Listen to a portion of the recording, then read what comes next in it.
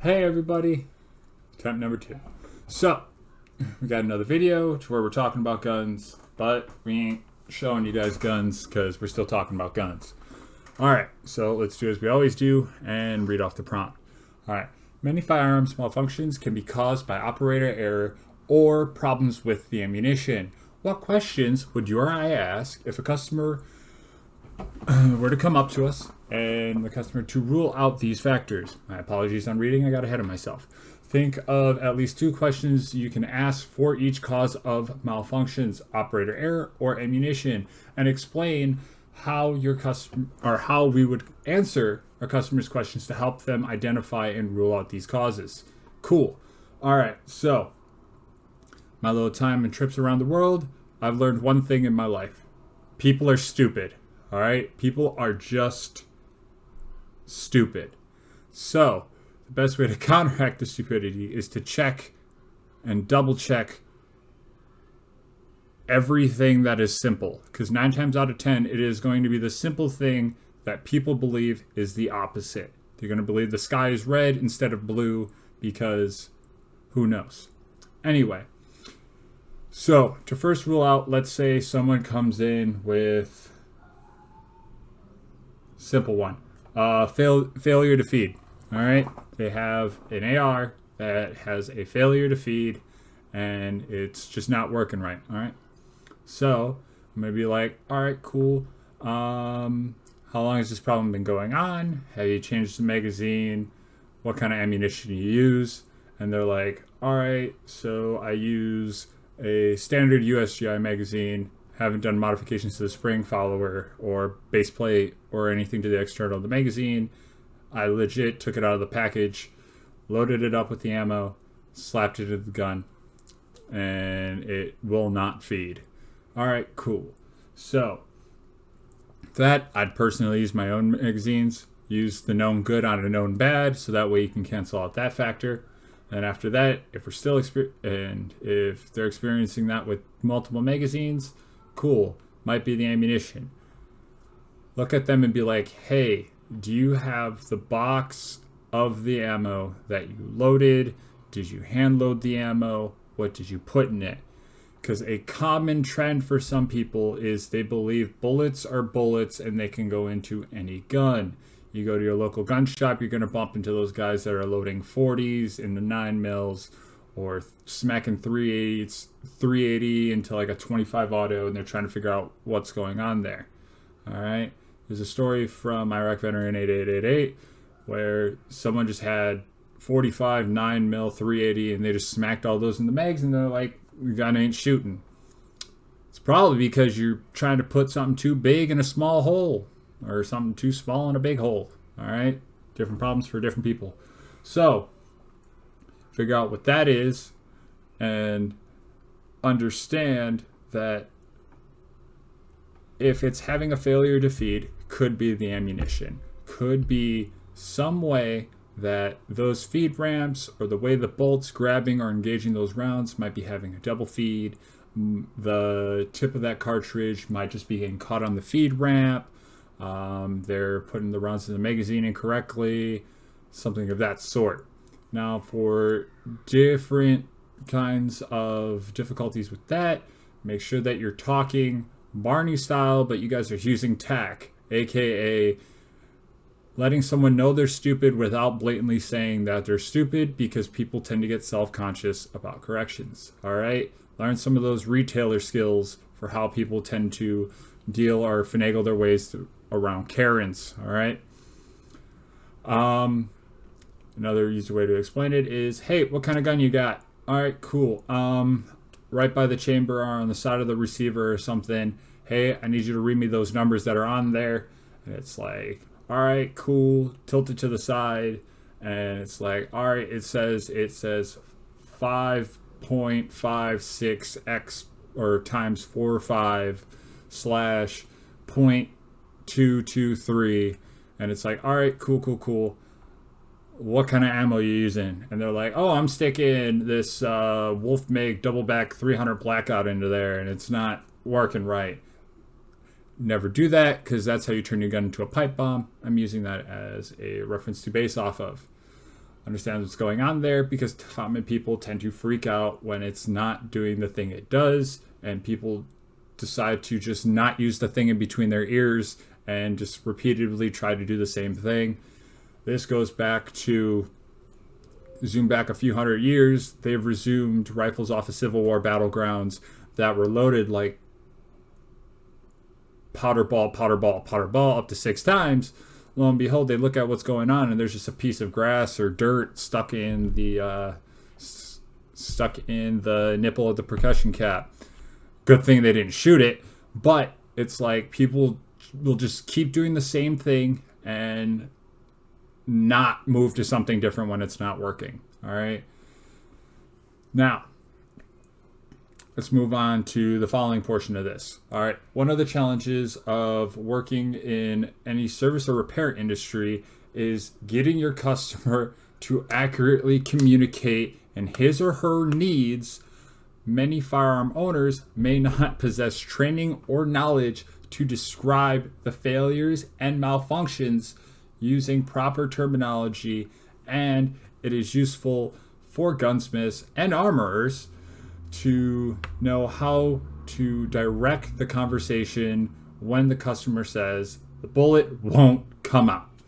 All right. Conduct a personal research and answer the following prompts. You may use online discussion boards, talk with your friends and family, and reflect on your own experiences. Use choose 3. I'm going to use all of them. The following malfunctions, and list the person or slang or terms to communicate with them. For each general mess up term, explain why someone might describe a malfunction this way. All right, so I'm going to find my mouse cursor and bring it down a little bit. So, failure to fire. Way someone could probably say it is, they squeeze the trigger, gun don't go, boom. Cool. All right. It's not firing. It is failing to fire. All right. That would generally be the normal term. Due to that, it could just be something gunking up the hammer. You have a broken or gunked up firing pin or striker, or you've accidentally left the safety on. I've seen that countless times before, to where I was on a range in Camp Pendleton, and this person they could not get their weapon to work, and it took 4 people to come by before the big wig of the range walks by, and it's like, yo, the weapon's unsafe.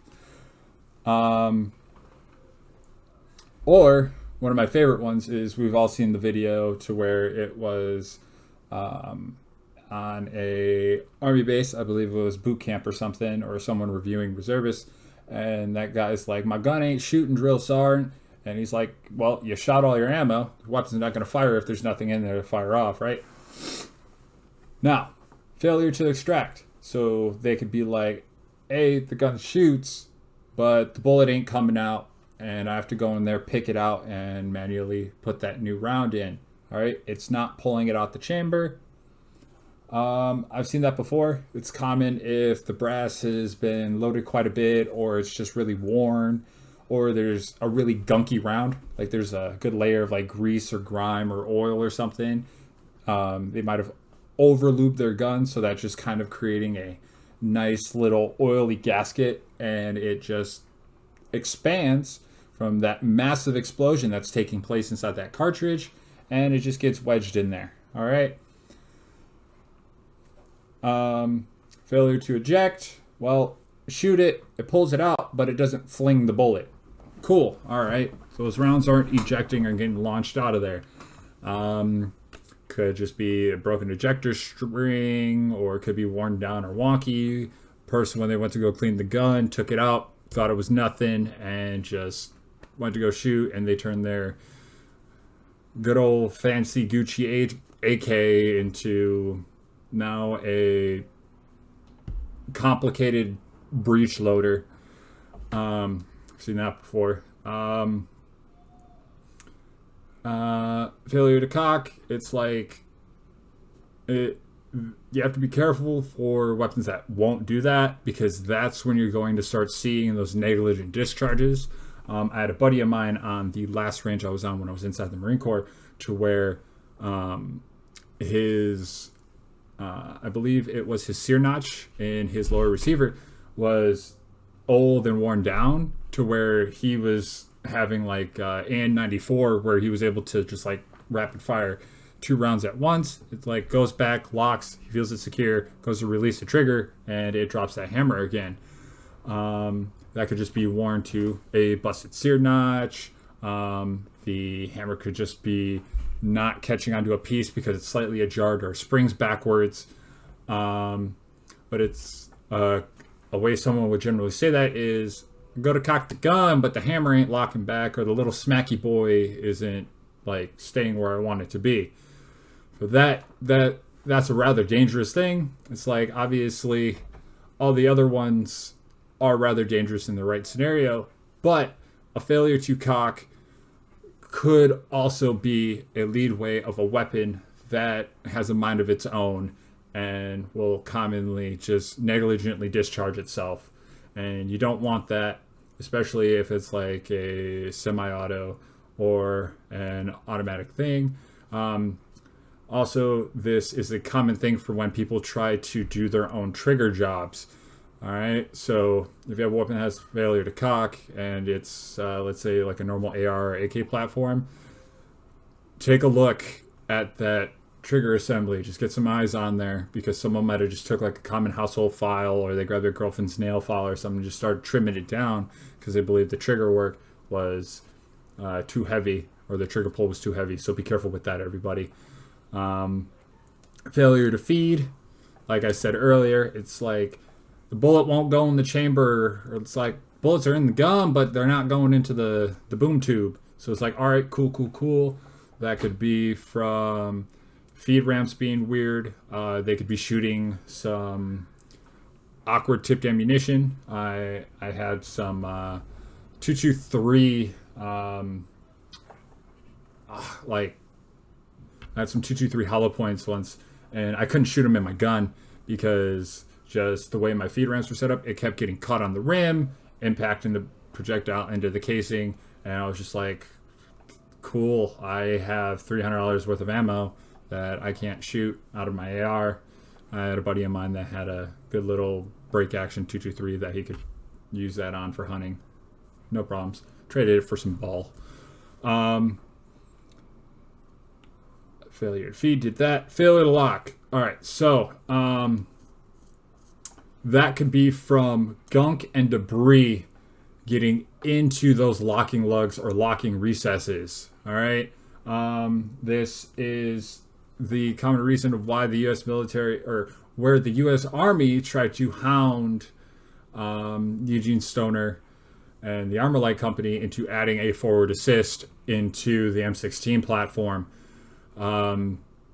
because they had a fear of, if the weapon didn't want a chamber because there was gunk and debris in there, they wanted something that they could pound and beat on, like the charging handle on an M14, to put it in there. If it's not locking, there's something there blocking it, everybody. So if someone comes in with, I don't know, Grandpa's old bolt-action hunter rifle or something, Remington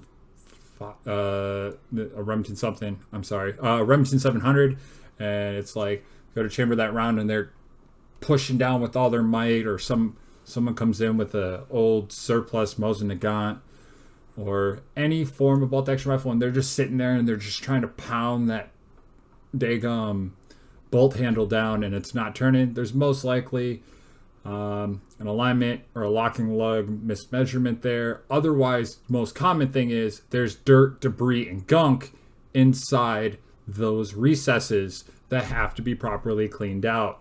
All right, it's not hard to do. Literally, you put some CLP or cleaning solution in there and you take your good old pinky nose picker and you get in there. I suggest if you're someone really into cleaning your guns and everything, you want to make sure they're spick and span, or if you're a gunsmith, armorer, custodian, or something like that, or if you came across this video and you're big into auto parts, buy a set of dental picks. That is one of the greatest things I bought when I was in the Marine Corps. I'm great that I still have those because they come in handy and work with me for so many little tasks, because I got big hands and I need something to get into those small little grooves.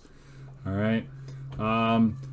Failure of the safety mechanism or safeties. So if that's going on, that's a sign that someone tried to take the weapon apart and did some no-no stuff to it, to where it's not engaging or not going on.